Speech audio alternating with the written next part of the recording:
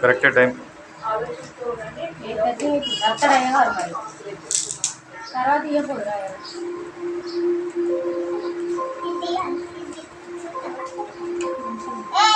పెట్టుకో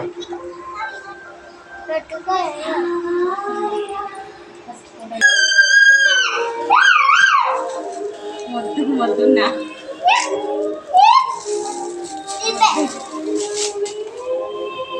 ఉల్పిరి కూడా వేయించినావు కదా రీడింగ్